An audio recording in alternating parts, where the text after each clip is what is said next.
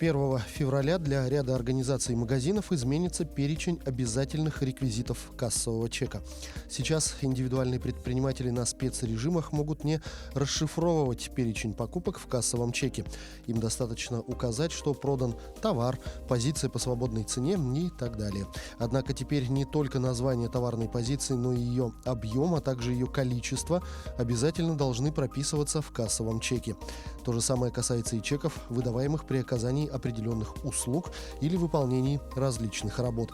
Нарушение закона может обернуться штрафами от 1,5 до 3 тысяч рублей для должностных лиц и от 5 до 10 тысяч рублей для организаций.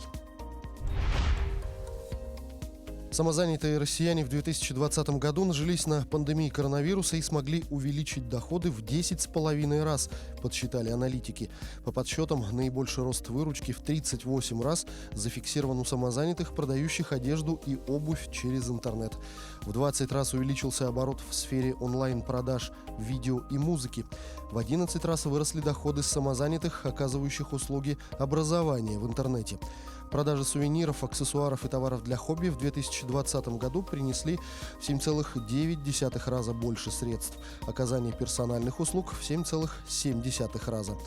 В целом по России в 2020 году число самозанятых увеличилось почти в 6,5 раз, до 1,5 миллиона человек.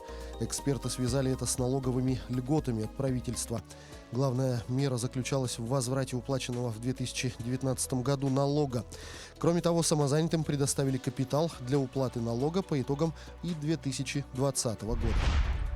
С октября обновляются признаки подозрительных операций, которые обязаны контролировать и своевременно пресекать банки. Согласно новым указаниям Центробанка, банки обязаны заблокировать счет клиента, в том числе и карточный, если по нему проводят или пытаются провести операции, отвечающие следующим признакам. Например, когда с одного телефона или компьютера делают переводы со счетов разных физических лиц, и при этом у банка нет сведений, что они являются родственниками. Или когда с помощью банковской карты покупают цифровую валюту. Или если предприниматель со своего расчетного счета переводит деньги на банковскую карту, открытую ему в качестве физического лица. Перечень подозрительных операций весьма обширный и, что самое главное, весьма неконкретный.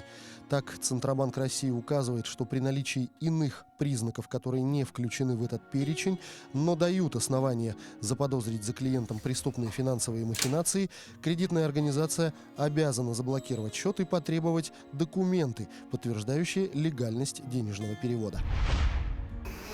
Правительство обсуждает возможность возобновить программу льготного кредитования бизнеса на поддержание численности персонала. По мнению экспертов, в казну на 2021 год расходы на возобновление программы не заложены, однако правительство может воспользоваться для этих целей неосвоенными средствами резервного фонда.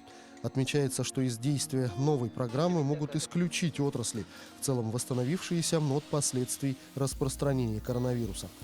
Программа льготного кредитования под 2% была открыта в июне 2020 года из-за пандемии. Кредиты выдавались до ноября. Компании должны погасить их до 1 апреля 2021 года. Если предприятие сохранит занятость на уровне от 90%, то после истечения срока кредита расходы на себя возьмет государство. Если под сокращение попадет не более 20% работников, списана будет половина задолженности. Программу льготной ипотеки на новостройки по ставке до 6,5% годовых могут продлить до конца года. Изначально решение о ее введении было принято на фоне антиковидных ограничений в середине апреля прошлого года. Программа должна была завершиться 1 ноября, однако была продлена до 1 июля 2021 года. По словам главы Центробанка Эльвиры Набиуллиной, спрос на льготную ипотеку перерос в ажиотаж, в связи с чем в некоторых регионах выросли цены на жилье. Тем не менее, она отмечала, что у программы есть потенциал, а чиновники, в свою очередь, неоднократно утверждали, что 1 июля не окончательная дата. Центробанк поддерживает продление льготной программы ипотеки до конца 2021 года, но при условии ее модификации, чтобы оказать социальную поддержку и при этом сгладить негативный эффект от роста цен на жилье.